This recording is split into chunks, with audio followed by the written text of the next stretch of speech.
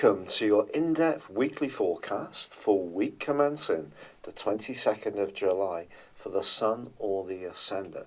If you've yet to do so, I'd be very grateful if you subscribe to my channel.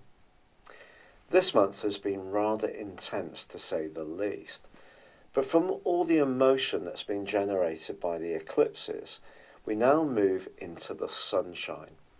Because on Tuesday of this week at 3:50 BST, the Sun makes its way into the sign of Leo. This is, if you like, it coming home. The Sun governs the sign of Leo. It's its ruling planet, inverted commas. Of course, the Sun is a luminary.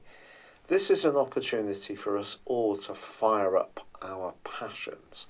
But there's more this week because Mars, the planet of drive, in the sign of Leo, is forging an absolutely awesome angle to Jupiter.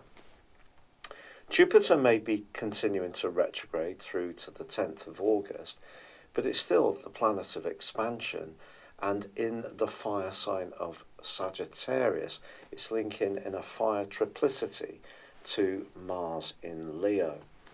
When Mars and Jupiter get together, they're asking us to be as optimistic as possible, to really be much more on the front foot, to initiate, to be proactive. And with Venus moving into Leo also as the week draws to a close, we're seeing a real shift of energy. Of course, Mercury does continue its retrograde, and it is in the latter part of this week also going to go into a broad opposition with Pluto. So there could be somebody who is inclined to be rather dogmatic, to be rather opinionated, to want everything on their terms.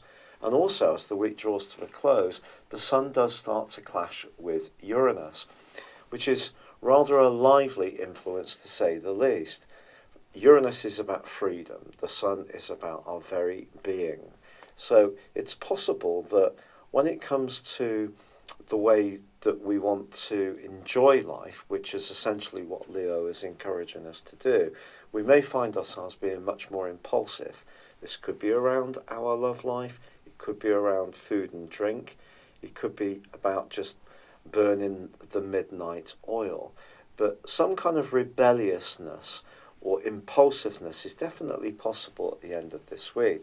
But to be honest, with so much fire coming into play, I think we're all just going to be jolly happy that there's going to be more energy, there's going to be a higher vibration, a sense that we can initiate the things that we feel passionate about. There's going to be more creativity, a bit more risk-taking and fun, and just being much more caught up in the moment rather than bogged down in politics, introversion, or perhaps battling the way that certain situations have been going backwards and forwards and perhaps being stagnant in some way. I think there's a sense that things are really starting to waken up and seem a lot more exciting and enterprising indeed. Your specific forecast for this week, Taurus, shows that communication continues to be a very hot topic. With Mercury, the planet which governs this, still in retrograde, but also moving into an opposition with Pluto later this week. A throwaway comment on your part could be seized upon someone with almost zealous relish, pinning you about where you're coming from, or perhaps it's you who's going to be much more feisty in pushing your point of view across.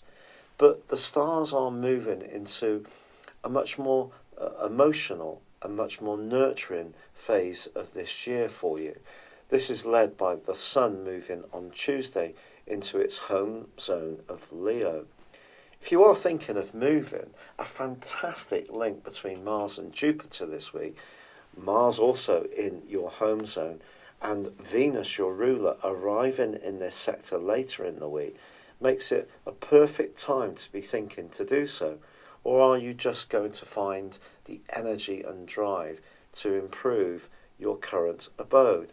this could come from redecoration. It could come from spending time in your outdoor space, trying to make it a much more pleasing and tranquil environment. Perhaps you're going to buy some new furnishings.